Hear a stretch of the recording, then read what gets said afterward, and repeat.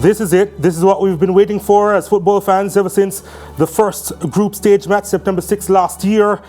277 days later, 32 teams have been whittled down to the final two, each looking for a distinct treble. In one corner, the present champions of England, who are also FA Cup winners, Manchester City. In the other corner, winners of the Coppa Italia and the Supercoppa Italiana, Inter Milan. Between them, they have 3 Champions League titles, and they all belong to the Milanese club. The blue side of Manchester, however, they are desperate to change that after losing their first final 2 years ago. And so we welcome you to our extensive coverage of the UEFA Champions League final on SportsMax 2 on the SportsMax YouTube channel.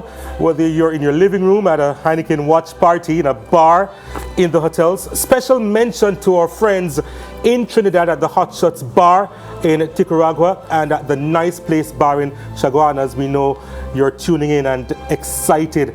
We'll be joining our peeps, Hans and James, during our coverage. Also, special mention to our friends at Island Village in Ocheria. SportsMax has decked out the place, and we can't wait to link up with you very soon. Our girl Mariah is standing by to tell us all about the festivities. And of course, we welcome you once again. My name is Donald Oliver. We have a big crew for the final. Eric Rademacher is here, technical director at the Kingston Football Academy and an assistant coach at Arnett Gardens, who will not be taking part in the Jamaica Premier League final on Sunday. Our football whiz kid and a rising star in our analytical circles at SportsMax, Leger Williams, also joins us. Brent Sancho, the former Trinidad and Tobago defender, who gets all his predictions right. We'll be joining him a little bit later on, hopefully, but also here as well, Juan Arango, our chief South American football correspondent, and Simon Evans, our chief European football correspondent. Welcome one and all. And before we go to our analysts, let's remind ourselves of Man City's road to the final, including their semi-final win over the defending champions, Real Madrid.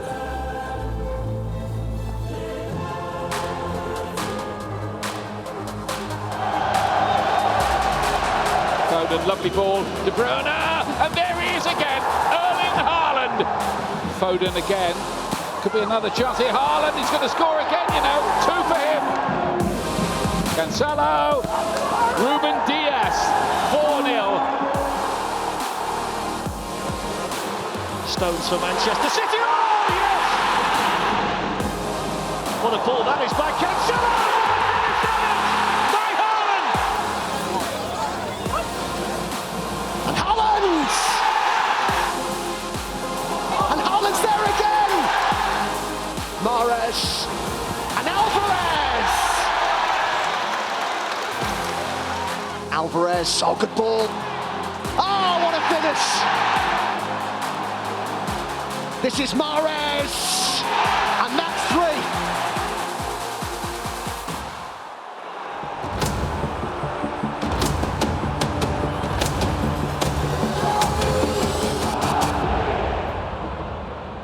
And Mahrez! Emphatic finish! Another ball into the box, and this time they get the equaliser! Haaland strikes, Manchester City lead. Here's De Bruyne, off the other side of the bar, and it's 2-0! It's Haaland again! Curled in, and does it cross the line? It has now! Gundogan turning, twisting, shooting, scoring! He's got 4 now! He's got 5! It's the Erling Haaland show! There's the shot and there's the goal he deserves!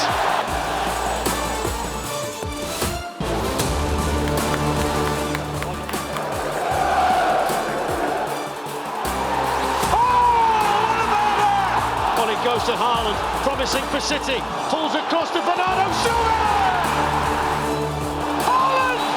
Dreamland in the Champions League for Manchester City. Haaland team scores. And Kimmich scores. Manchester City are into the semi-finals for the 5th time.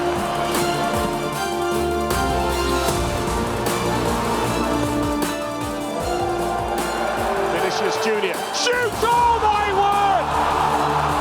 Gundogan. Kevin De Bruyne! And it's 1-1 in the Bernabeu.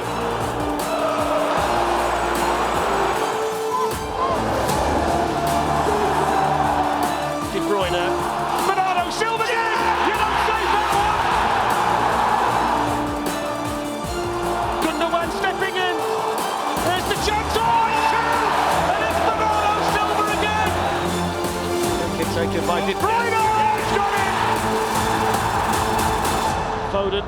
On it goes to Alvarez! Manchester City are heading to Istanbul!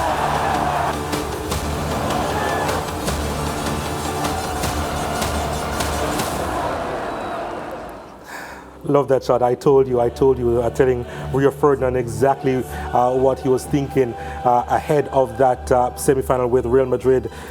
Thought all the time that he could have beaten that Spanish team, and he ended up doing so really convincingly. City could become the 23rd side to win the European Cup and the first new name of the trophy since, of course, Chelsea's 2012 triumph. On the other side of the draw, Inter overcame Milan in the Milan derby without giving up a goal, but they also had some more big scalps along the way. Let's review it.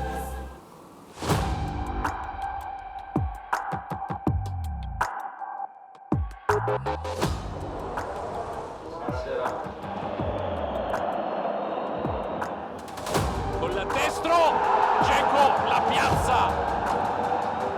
Dumfries in area di rigore, Dumfries parte il tiro, rete. Çalhanoğlu che ha un buon tiro, lo prova! Çalhanoğlu! Bastoni, cross è teso, attenzione, Barella mette giù, rete! Lautaro, attenzione, arriva anche Dzeko, Lautaro, palla rete! Attenzione, c'è il tiro, rete e Gosens! Proprio verso Dzeko, il colpo di testa poi e c'è rete! Di Marco, grande aggancio, mette in mezzo, Dzeko rete! Lautaro Martinez si gira, cerca il tiro, poi Dzeko, l'appoggio, rete! Correa anticipato, sbuca Lukaku, rete! Proprio lui!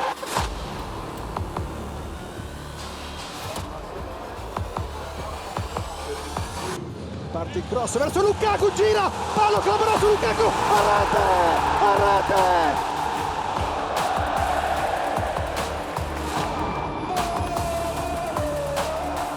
Marcano fa la torre, Onana sul palo, ancora la possibilità traversa.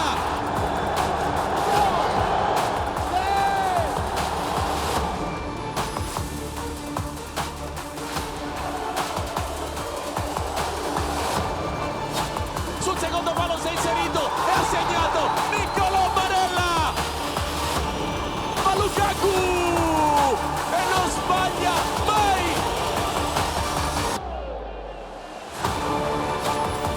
Gran frenata il tiro, e rete fantastica! Aursinese colpo di testa, rete! Rete! Lautaro Martinez! Eccolo! Rete! Onana non ci arriva! E poi c'è la girata!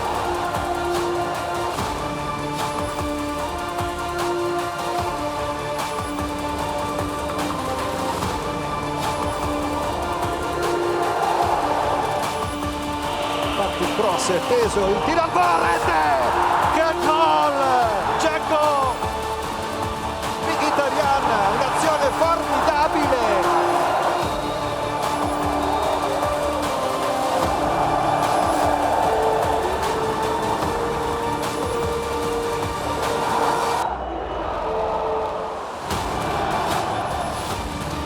Martinez sul primo palo, buca Maignan, segna il Toro, l'Inter vede Istanbul.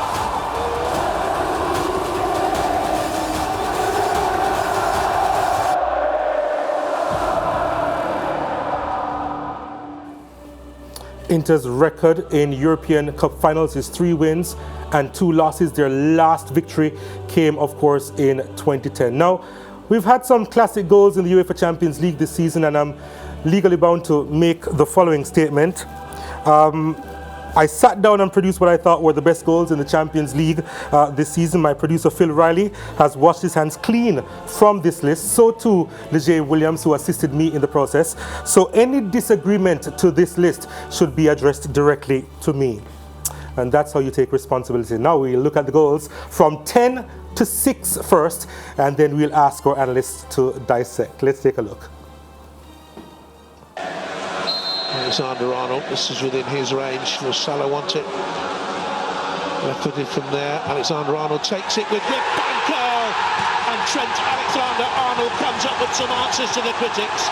That was beautiful. He's an outstanding striker of the ball. That is beautifully hit. I mean, Alan McGregor's been flying and making great saves lately for his team. You can't get that. Look at that.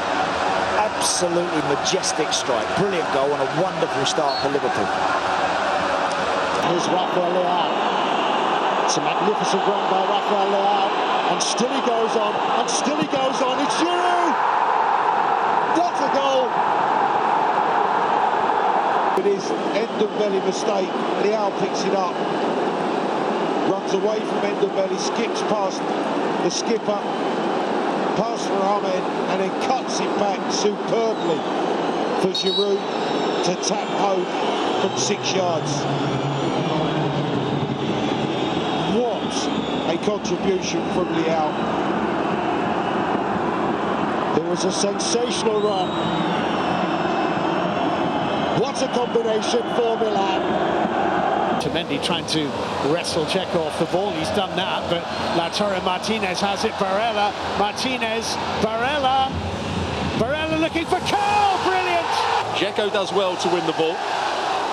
Martinez sets him up a couple of times. And this is where he creates his space, chopping it back from his right foot onto his left, and the goal opened up for him. And the goalkeeper, trying to go with his top hand, doesn't get a touch on it. It's a great finish. Really is a top-class finish from a midfield player that's wanted all around Europe, Nico Barella. Pulisic trying to do just that into Havertz. Havertz trying from range. Oh, what a goal! Not a regular scorer on his travels, but he has poured some finish out of the bag there.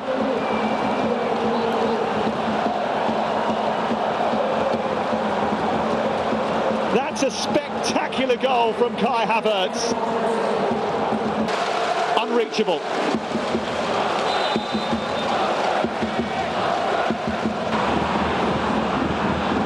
Good break in. Mudryk back on his feet and back in the action. Mikhailo Mudryk will go for goal and find it absolutely superbly. Mudryk there with a devastating finish. Beating heart all ends up. And you just knew as soon as he picked up the ball something was going to happen.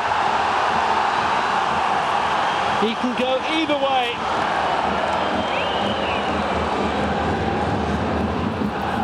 Well, not a bad first 5 from 10 to 6. I'm going to bring in Leger Williams into the discussion because he helped to construct the entire list, and I'm not sure if he's agreeing with the order as he's seeing it at the moment. But Leger, your thoughts quickly on what you saw there from 10 to 6. I thought you were supposed to take the entire... No, but you know, you can talk about it. Wow. But sure, there were some quality goals. Yeah, there's some really good goals there. I think that maybe the Leao assist to Giroud could have been a little bit higher, just judging by the quality of the goal, but maybe because it wasn't a stunner like some of the others. Where did you have that, by the way, just to clarify? Where I had it in the top 2. I don't remember exactly where. I don't remember exactly Simon Evans, I need to bring in here your thoughts on 10 to 6, the first set of goals in our SportsMax top 10 goals of the UEFA Champions League season. Yeah, and I agree about Leao's run is fantastic. I mean, that should be the assist of the season, if not one of the goals of the season. If it's not making the top 5, it's got to be the top one of the top assists. Great strength, good run, and then the coolness to deliver the pass at the end. I like the Havertz finish as well. I think that was absolutely top technique for that one. Trent Alexander-Arnold's free kick, he's really well done. He puts it in the perfect position, but I don't know about free kicks. I mean, we see a lot of goals scored from there, so I'm not sure he gets... I think you're right, he's not in the top 5. All right, and he definitely wasn't in the top 5. All right, so a lot happening in Jamaica and in Trinidad and Tobago, and right now we're going to make our first link. Heineken is having a watch party at Island Village, and our own Mara Ramharak is there. We go to her now to get a feel of what's happening in Ocho Rios. Mara?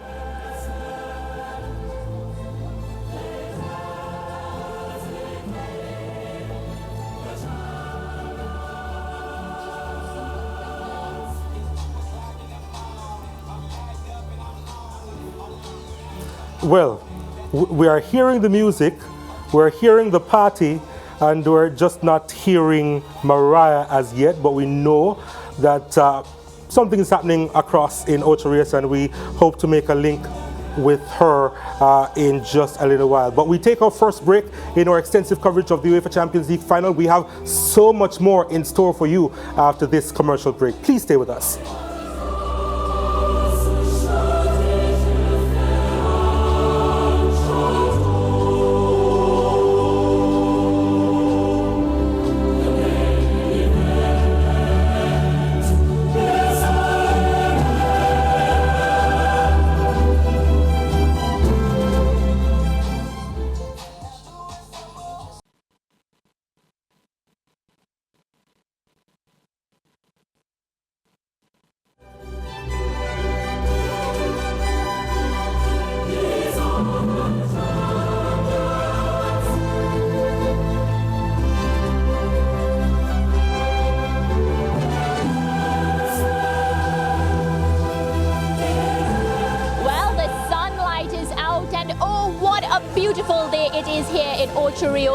I'm at Island Village and I'm having an amazing time.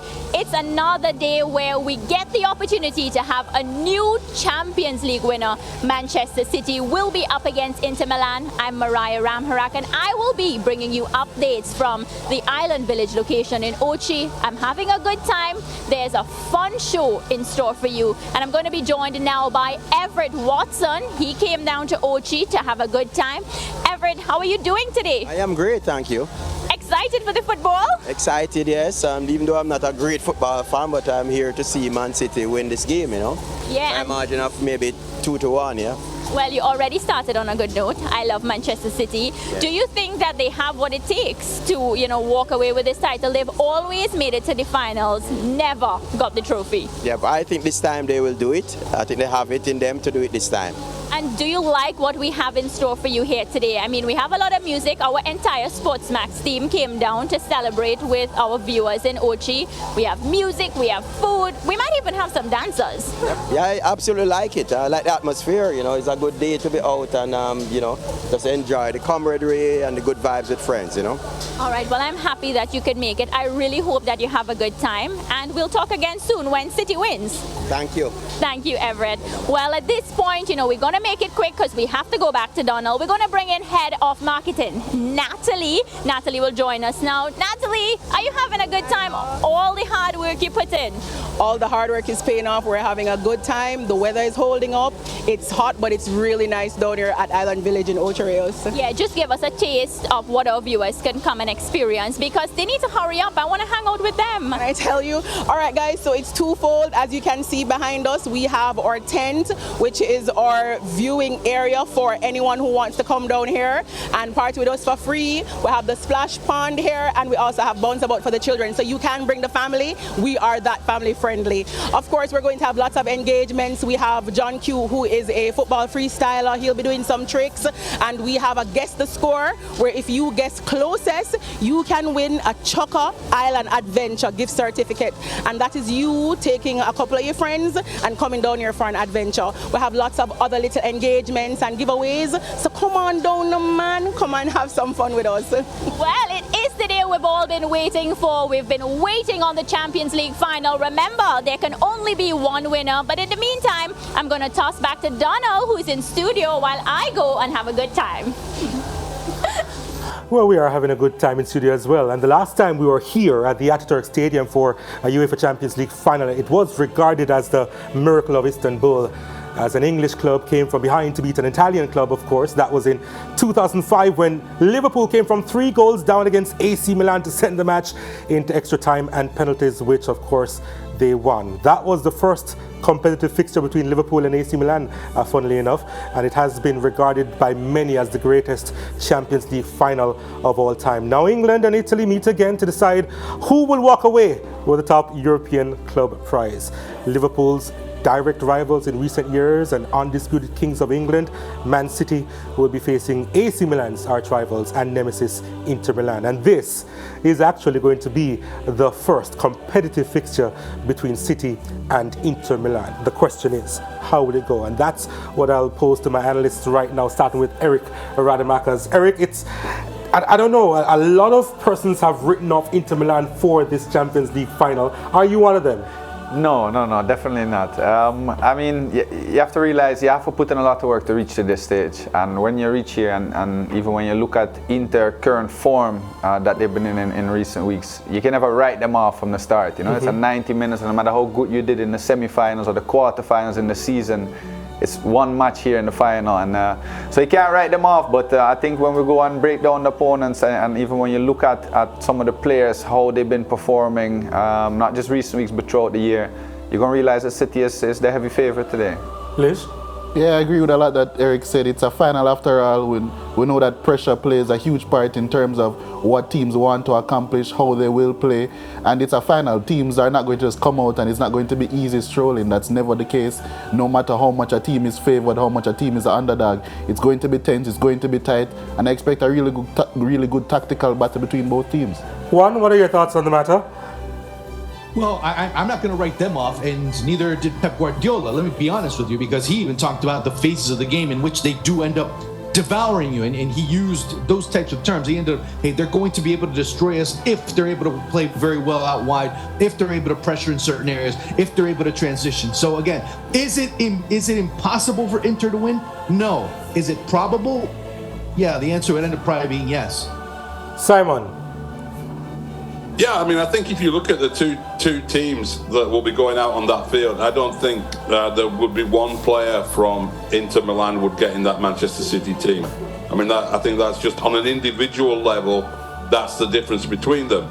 But if you look at the way that they set up Inter Milan and the performances they produced to get this far, then it's silly to say that they've no chance at all because, tactically, they're a very, very smart team.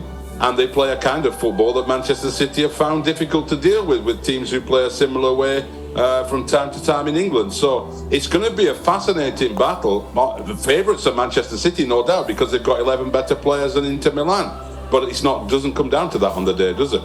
No, not at all. It doesn't come down to that at all, and it's going to be an interesting dynamic seeing these two teams play. We showed you a bit of the list for my top 10 goals of the season. We showed you from 10 to 6 in the first segment. Now we'll take a look at what I consider to be the best 5 goals of the UEFA Champions League this season. Let's take a look.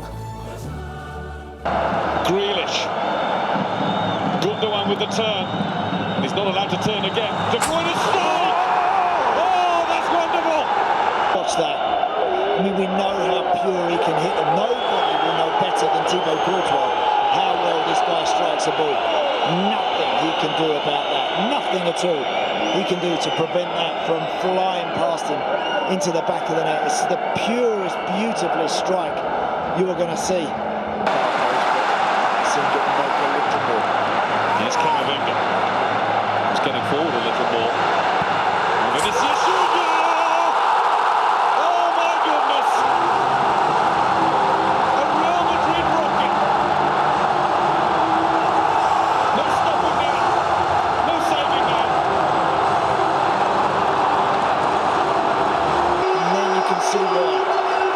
Produces something like that. Brilliant play initially between Modric and Camavinga before Ederson really takes off, before he sets himself to try and make a save. That ball was whistled past him into the back of the net. Fabulous hit. Coutinho gives it to Messi, which is the sensible thing to do. Mbappe, lovely work. That is a sensational goal. Benfica have been playing the football, but PSG have trumped them here with a marvellous move. Quality will out, and it's Benfica 0, PSG 1. Combination of Mbappe to Neymar, Neymar back to Messi. He knows exactly what he wants to do here, Messi. He runs onto it, What a good goal. Rose, João Felix reacted. Adeyemi is breaking. It's a great run from Brand. Adeyemi might not need him. He's going all the way. Wow. Fabulous goal. Borussia Dortmund take the lead with a brilliant individual goal from Karim Adeyemi. This is all about the control, the balance, the awareness of where to shift it and exactly when. Fernandez is a bystander, I mean, he's just beat it for pure pace and skill. And then once he gets past him, Kepa's got to come out that little bit earlier perhaps. I'm not going to put any blame on the goalkeeper terms. It's great feed, isn't it, and composure from Adeyemi. Rodri turns away from Musiala and puts the hammer down. Oh, what a goal! Top corner, top quality from Rodri.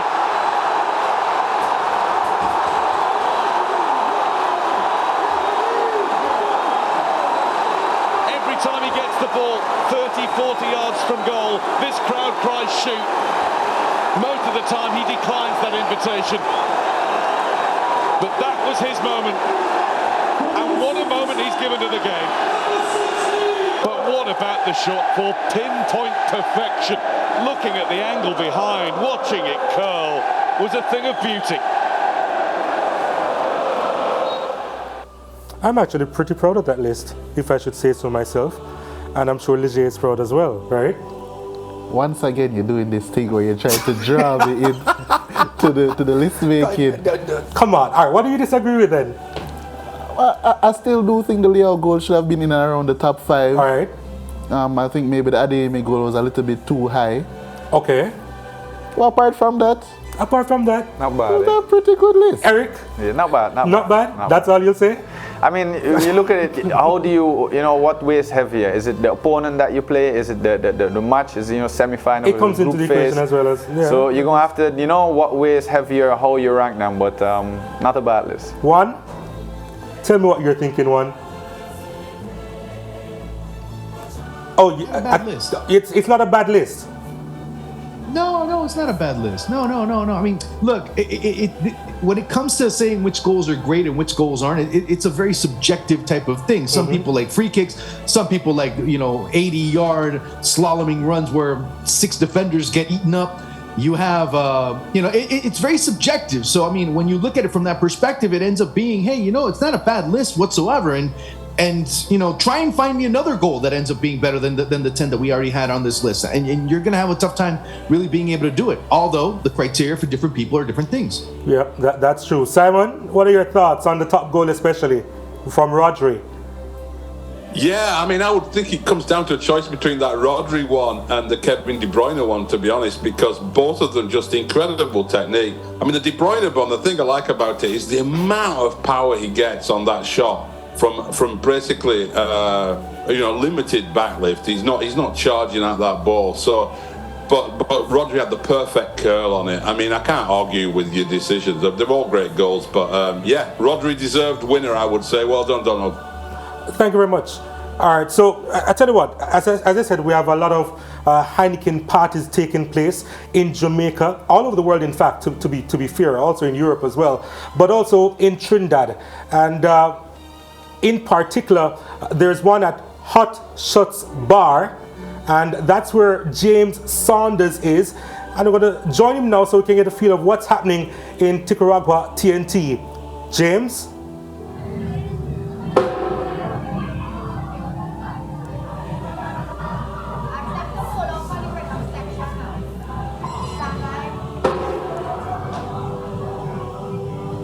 Everybody, welcome to the home of football action here in Trinidad and Tobago, the only place really to see football action. Hot shots. I mean, look at that jumbotron. Just take a look at that jumbotron behind us.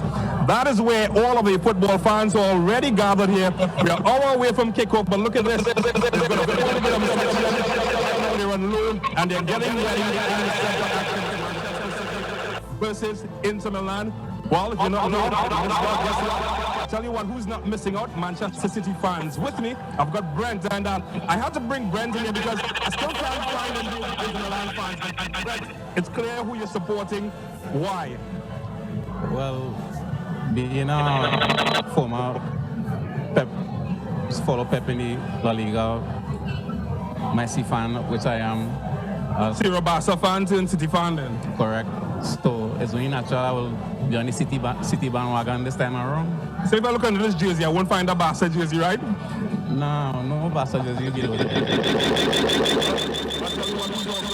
Might be familiar with this space. Libs boss now. Libs, I know you're not a fan of either of these teams. Who are you here supporting today? Well, I had the opportunity, shout out to my Heineken family, we had the opportunity to watch the game with Manchester playing a couple of years ago. So Man City, so back a little Man City as a Chelsea fan, as a man who play. But who's saying today, so that on work. Full bandwagonist mode here so far. No, guys, professional bandwagonist. A professional bandwagonist. What does that look like? A bandwagon for Chelsea since 2011. I do not play with my bandwagonism. You understand? So one team for all these years, for a decade. Well, I'll tell you what, I'm going to turn these guys into some that we're going to see at the end of this match. Milan did the other day.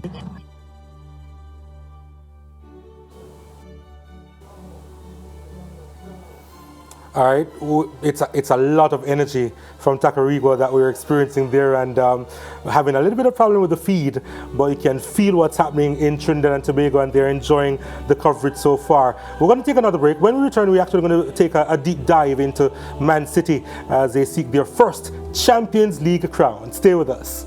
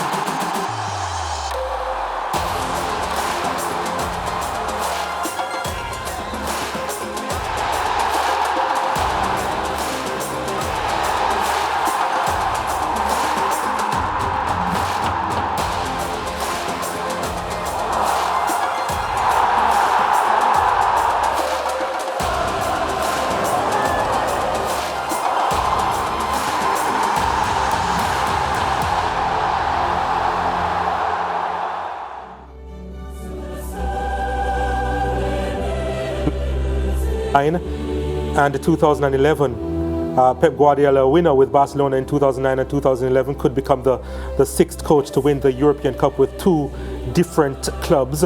Man City have been given the favourites tag in this one, and gentlemen, they deserve that tag based on the performance that we've seen so far this season. Eric?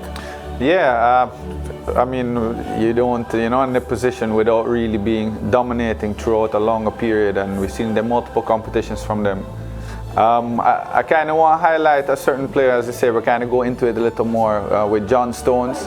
I've really been impressed to see how he's been able to turn really from a defensive player, not just into a midfielder that plays that defensive midfield role, but a lot of matches he's the ball carrier that really gets to it, penetrates line, and then brings it from defensive into the attack, which allows Gundogan, De Bruyne to be much higher up in those smaller, tighter areas where they're very good.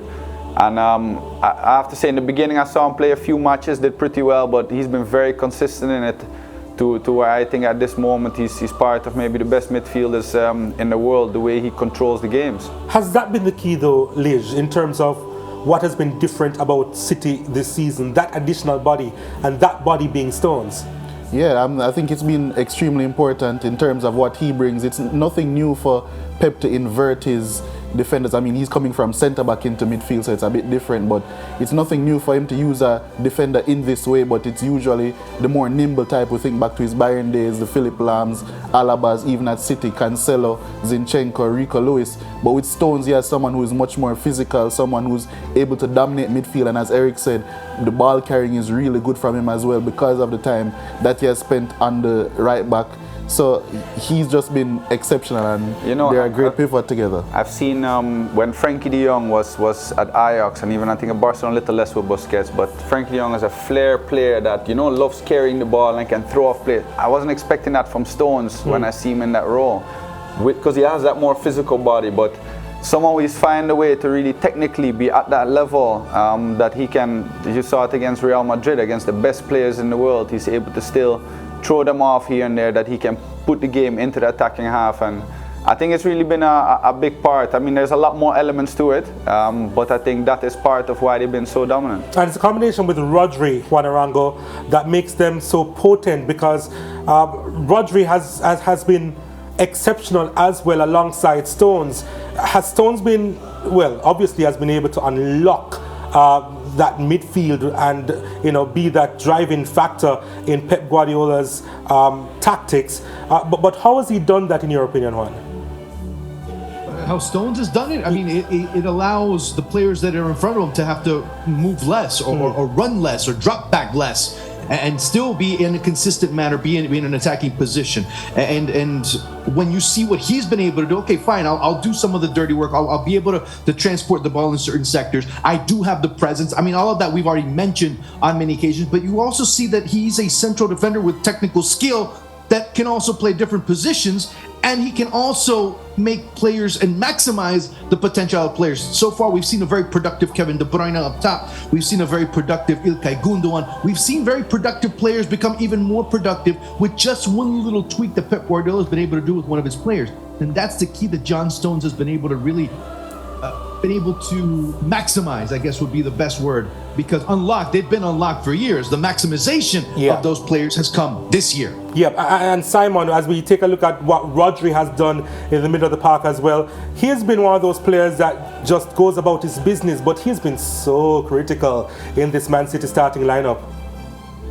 Yeah, there's a lot more to Rodri than initially met the eye when he first came to Manchester City, where people said, okay, he's a defensive holding midfielder, he reads the game pretty well, he can intercept, he can cover, he can offer some support to the defence. There's way more to him than that. I mean, obviously he scored the official SportsMax goal of the year in the Champions League, but he also, he creates a lot, he has that great shot on him, but he reads and understands the game so well. He's super intelligent as a footballer.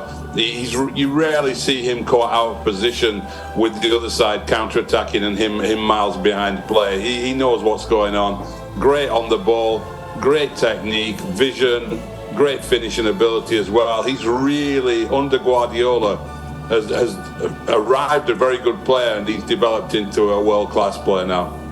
Well, it's time to hear from the manager of Man City, Pep Guardiola, who has been speaking about his team's chances ahead of this final. And he was asked about their favourite stag. Let's hear what he had to say about it.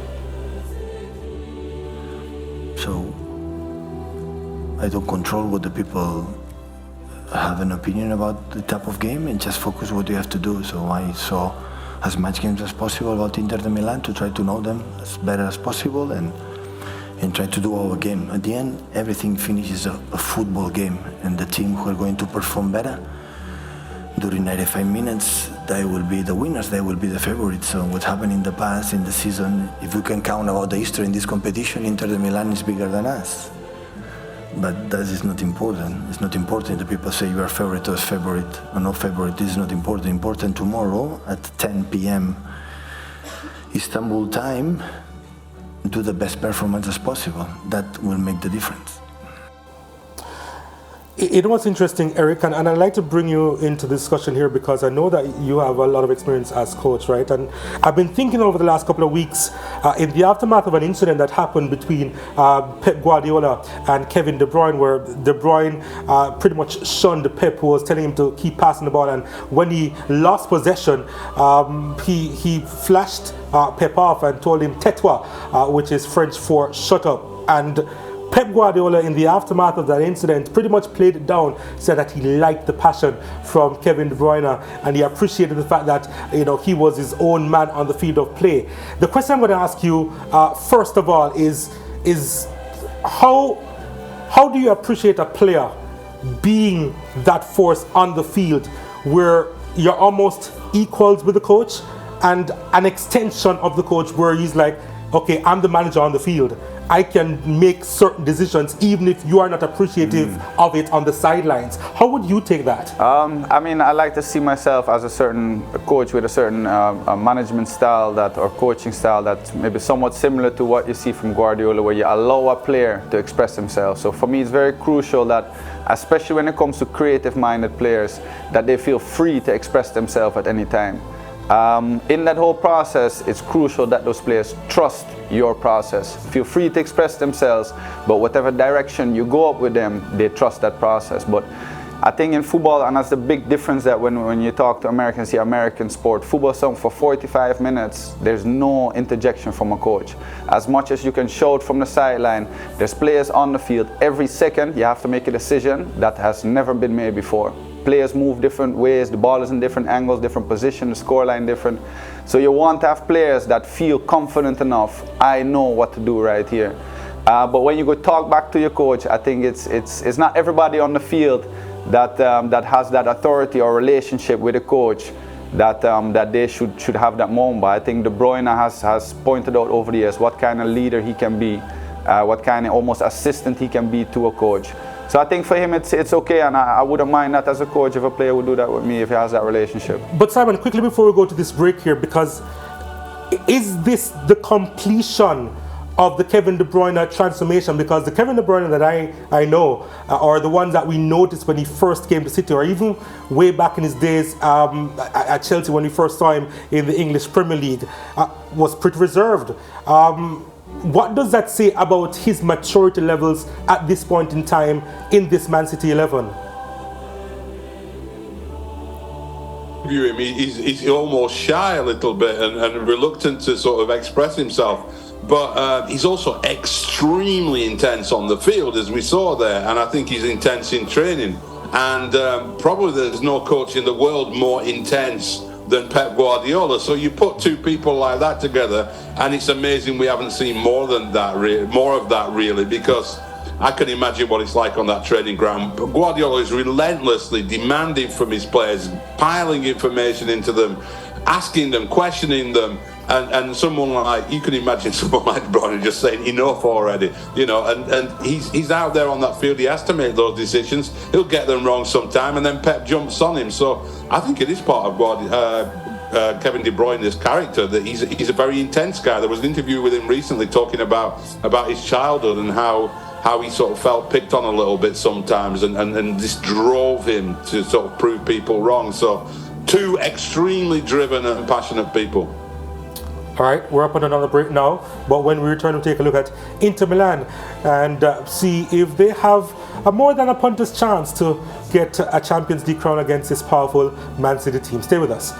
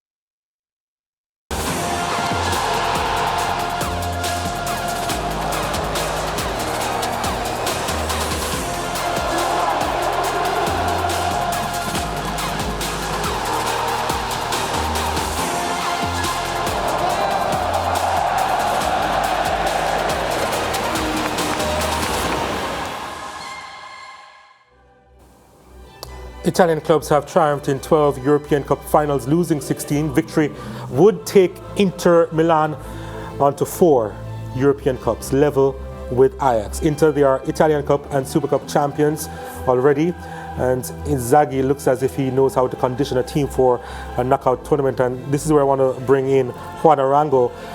Your thoughts on why they have been so successful in the cup competitions this year, and do you give them a better chance than most to get the better of a very strong Real Madrid team? Well, I mean, we have to define what a better chance than most actually means, but in regards to how they've been able to compete at the cup level, well, their strategy does end up being very befitting of a one-off match, of a one time, one shot, one game in which we can end up determining a winner. Yeah, their style of play ends up being one where if you end up playing a team that does offer you a lot of spaces, that does offer you the opportunities to counter and transition quickly, that ends up being the difference when it comes to Inter. When they do have a player that's coming in a bit knocked in terms of Lautaro Martinez, we'll see how his form is. But you see up top there is improvement. There are certain players that are improving. Edin Dzeko, Romelu Lukaku's also improved a little bit despite him not starting today. But you start to see that this team depends a lot on wide play on their wing backs to really create and be that catalyst to be able to create a lot of things. So that is a good opportunity. Now, the big caveat in all of that is, when was the last time you saw City out of sorts defensively dropping back? That's where you end up seeing that there's a bit of a dilemma going on here when it comes to Inter's chances, not because of what they have. Their merits are well documented. It's because of the merits of the opposing team, which have been stellar so far this year. Liz, it's a simple question I want to pose to you, and I know that you get movie references all the time, right? But what's the kryptonite that Inter Milan has against this Man City team that they can utilize in this final? Well, that's a really good question, actually. I think it's going to be, coincidentally, it's going to be defensive. You know, a lot of people like to pin this defensive tag on Italian teams, but although I don't think that's holistically the case for Inter, in terms of how they match up against Man City defensively, Man City like to dominate the last line of opposing defenses because they outnumber them usually. Usually a back four, City have 5 attackers. Against with Inter have 5 defenders. So right away, numerically, they match up really well. I think at that point, it's just about winning your duels, trying to stop Man City at source. I don't think Inter will be going all out pressing because I think that would be suicide for them in terms of what they would like to do. But I think when defending deep against Man City, they'll be better than most. You can see against Real Madrid, for example, Man City like to exploit the half spaces in behind. That's where the Bernardo goal came from, the first one, for example. Inter will have a centre-back there in place to track that run even if the central midfielder or the wing-back is beaten. So I think Inter match up well defensively. I think at that point it will be all about qualitative superiority, and City do have the edge in that case as well. But I think at the very least, numerically, Inter can have a big chance. Simon, I was a little bit surprised with how they started off against AC Milan, and AC Milan apparently were surprised as well because they conceded early in their semi-final tie. And I'm just wondering as to how they'll start this game because one, you think that they have to be meticulous, especially when they're passing out the back, which is what they like to do as well. But they surely can't afford to concede first in this final because that's game over, right? Well, it's not necessarily game over, but they don't want to concede first in this final. No, absolutely not. And I think, the interesting thing for me about the way that Inter Milan play and matching it up against City is the fact that Inter play with 2 strikers. You know, a lot of teams now just play with one guy up front and wide players running off them. And to have an actual strike partnership there in Dzeko and Lautaro Martinez, that poses some questions for Manchester City, who like to play with this 3 at the back. They like to have John Stones walking out into midfield, as we discussed. Are you going to do that when you've got 2 strikers behind you? Because, normally 2 central defenders, you've got one guy to mark, one of you can drop off, and the other one marks the man. You can't do that with 2. So it's going to be interesting to see that aspect of it. I don't expect Inter to be gung-ho at the start at all, no. I think they'll try to close City down. They're not going to go crazy pressing all over the field. I'd expect a cautious start from Inter, but then when they get a feel into the game and start to get the ball out wide, those 2 strikers, that's going to be a really interesting part of it. And it's a width that matters, Eric Rademacher, in terms of how they will progress against the City side. Can they break through how City have been setting up? Break through, I guess it's how they want to break through. Because if I think you allow City to get back behind the ball and you're going to find ways to break through City, it's going to be difficult. I think it's going to be more moments where you're going to get quick transition moments when City is going and attacking or someone in the opposing half. cross comes in. Onana has a great distribution. I think he already has an assist to his name as well. So you're going to look for some transition into attack where Inter can be very sharp. You know, via midfield, they have players that have good passing. They have two wide players, the wing backs, that can go up and down with a lot of energy. So see if they can quick in transition, get maybe in that cross where a striker is ready for it. That's what I would call maybe how they could break through City in those transition moments. But if you allow City to get back behind the ball and get organized, they are a very disciplined team, both in attack and defense, so then it becomes difficult. Let's look at those wide players for a little bit, Leger. Talking about DeMarco, we're talking about Dumfries as well. Dumfries on the right, DeMarco on the left-hand side. They bring so much to the way Inter Milan play. Attractive football, they move quickly as well. Do you expect them to almost try and bypass John Stones, which would be critical in breaking down how City sets up defensively? Well, Inter do have a lot of variation in terms of how they attack. They do like to pass the ball out, as you said, but Onana is the only goalkeeper in the Champions League this season with over 100 completed long passes. So that's also a issue that City will have to deal with. But so they could try to bypass John Stones. You mentioned DeMarco, who is one of the best crossers of the ball probably in the world. Dumfries loves to invade the box. He loves to get on the end of the back post crosses from DeMarco and try and get in, linking with Barella on that right hand side as well. So there is a lot of variation to what Inter tried to do, and I think City will have to prepare for that. But if there's any coach that's going to prepare for all possibilities, we know who it is, and it's Pep Guardiola. Yeah, I love that, how you brought that up. But one more point before we join our link in Trinidad and Tobago. I'd like to bring Juan in. Edin Dzeko, of course, is a part of the starting lineup. He's a former Man City player as well. What do you think is going through his mind? Because he went through so much while he was at City. He was a part of the team, of course, that would have won that Premier League title in 2012. It was, after really such a long wait for that crown. But Juan, what do you think about him being a part of this whole setup and the part that he plays?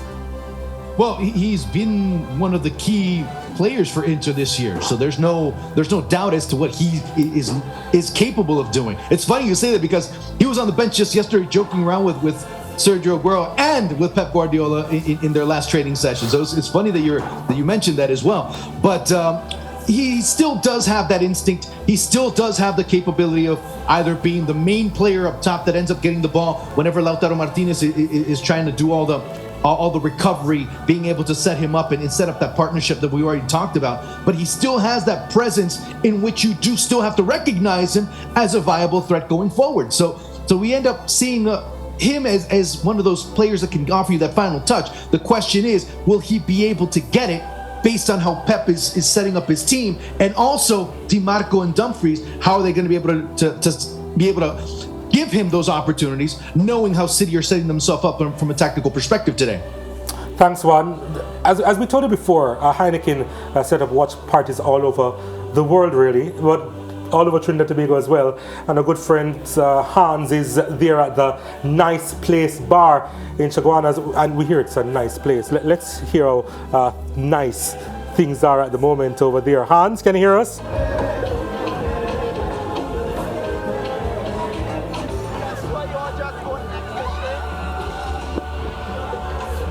All right, we are here. We are here in Nice Place in Chaguanas. It is Champions League final day. Heineken has activated, the brand ambassadors are here. And of course we have the games. And yes, we're now joined by Shane Ramjet, Heineken, Trinidad and Tobago. Shane, tell me something. How important is Champions League to Heineken? Well, you know, it's actually one of our biggest platforms. We have a few sponsorship platforms across the world, and it's Formula One, it's Rugby World Cup, but for sure Champions League is our largest platform globally. It's the pinnacle of football, right? So it takes the greatest man in the world to have that platform. So I have to cheers to that, cheers to that, cheers to the fans, cheers to football, cheers to Heineken. Well, let's look at the camera, tell the people about some of the activations that you all have happening today in Trinidad and Tobago. In Trinidad specifically, we have actually 30 activations across the two islands. Wow. Trinidad and Tobago. We have different levels, we have performances, we have giveaways, of course bear specials, we have lots of activity in the bars with our corporate partners, with our retail partners, for the consumer, for the football fans across the country. Regionally, we have tons of activity happening in the Caribbean, in the Americas. It's our biggest day for Heineken as a singular brand. So there is Heineken being consumed everywhere right now, safely. Okay, Shane, well, we know what's happening with Heineken. Inter Milan, Manchester City. Who are you backing for this encounter?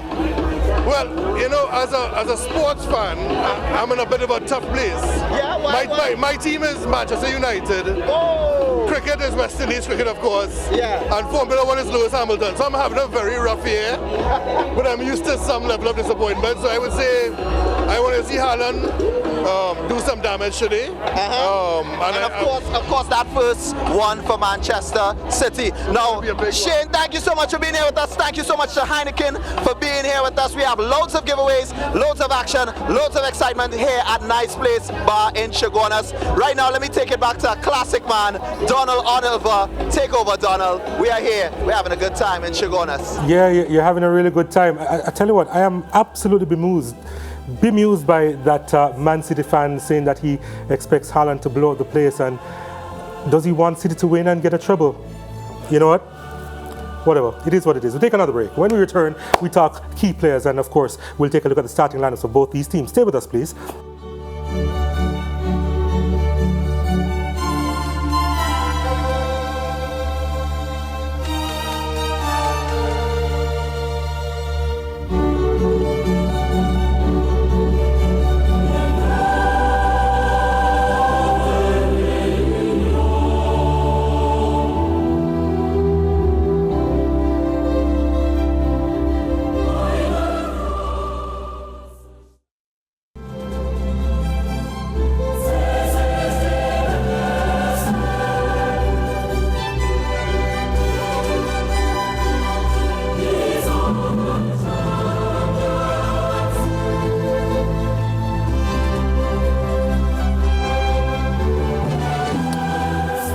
Hot Shots Bar is ready for kickoff. Of course, that's in Trinidad. We have kickoff at the top of the hour as we prepare for this Champions League final in the Turkish capital, Man City against Inter Milan. We're also reminding you of the opening ceremony set to begin soon in about 5 minutes or so, and we'll be seeing the headline act, Burna Boy, as well as Anitta out of Brazil. They'll be taking part in that opening ceremony, and we're going to be showing that to you as well. And also, we have for you the starting lineup for Man City, and we're going to bring that up on the screen right now. And not a whole lot happening in terms of surprises here, Eric. I mean, I think it's one of the things that you can look at Guardiola now in the crucial phase of this season.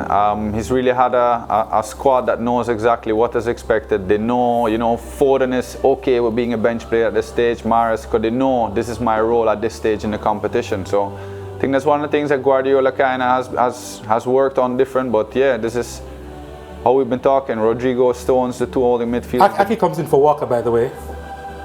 True. Yeah. Which I think it may be a little bit more of that defensive mindset instead of Walker, who loves to go up. But I want to point out, Leger say the 5 forwards. This is really where Gundogan and De Bruyne kind of push up and look for the space in those half spaces. Where when we go to Inter, you'll see that they have that 3-man defense line that can focus more on that inside those passes, and then you have the wide wing backs that drop for Bernardo and Grealish. We speak about tinkering a lot, right? And Akanji is now on the right-hand side, which is a little bit of a change from Guardiola. I'm not sure how much you'll be reading into that. Akanji has been wonderful all season, mind you. But it's those little changes that I'm wondering, what is Guardiola thinking? What do you think he's thinking there? Juan?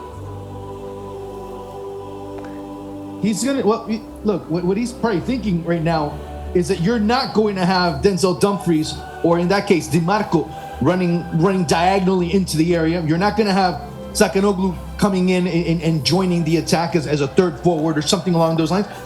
compared to other players, to use the Real Madrid reference, you don't have Vinicius Jr. or a Vinicius Jr. type of player down that left side that's going to send crosses and attack on a one-on-one off the dribble to be able to go at the defense. So bring in a player that's been consistent so far in Akanji. Why not? You do have some wiggle room there, because Inter and what their wide players do is go down the line and look to send the crosses in to Dzeko, to Lautaro Martinez, or if he comes in, Romelu Lukaku, whoever's inside of the area. But to me, the more instrumental player in all of this ends up being Nicola Barella, seeing what he's able to do in the middle, anchoring the middle, being able to distribute those passes out wide to be able to send some better passes, and eventually the criteria ends up being much easier for those wide players to send better quality type of feeds to the attackers up top. And as we take a look at the Inter Milan starting lineup now, as usual, they have 5 across the middle of the park. Leger, what are your thoughts on what they've brought forward for today's final? Yeah, I'm not too many surprises. Maybe the fact that Lukaku could have started. I was expecting maybe Mkhitaryan to start so that they could hit City more on the transition, but they've opted for a little bit more control in the middle. Not sure if it's 100% though, Mkhitaryan. Oh well, yeah, that makes. But he's on the bench. That makes much more sense. But they've opted for a bit more control in the middle. Maybe they're looking to possess the ball a bit more than we thought that they would have wanted to.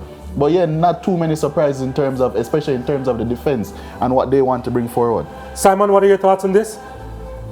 Yeah, I think control is exactly the word, the right word for bringing Brozovic in there. You can see him being a player who perhaps, comes off if they're chasing the game or something. But for that first half of the game where you don't want to concede too much territory to Manchester City in midfield, Brozovic is a good player, calm influence, and I think that's a smart move. But Mkhitaryan is more of an offensive option, isn't he, really? So, you've got him on the bench that if you are chasing the game in the second half, you can make that switch. Yeah, and he was training for the first time in about 22 days yesterday. So it would have been quite a leap if he just ran straight into the starting lineup. Now it's time for predictions, gentlemen. Starting with you, Leger, what are your thoughts on this final? What do you think is going to go? Well, I do think that Manchester City will win. I'm not going to waste too much time on that, but I have to say there is an interesting fact out there.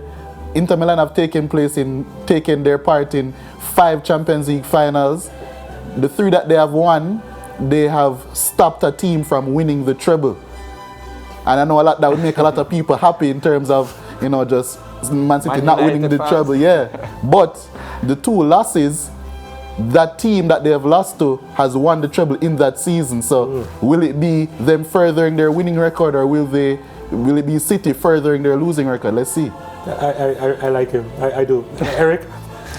The underdog story is always something you kind of look for and you cheer for if you're a neutral fan. But when I look at the game, it's hard to imagine that Inter can hold them out for 90 plus minutes, and I just don't think they can score maybe more than 1 goal. So you're saying who will win? City is going to win 2-1. City's going to win 2-1. 20 seconds. It's not just the starting lineup for City that ends up being a difference maker. You also look at the bench. You have Julian Alvarez, you also have Laporte, you have Sergio Gomez, you have Mahrez, you have Perrone, you have many others that can come in and fill those roles just as well. I see it very difficult for Inter. 3-1 City. Simon?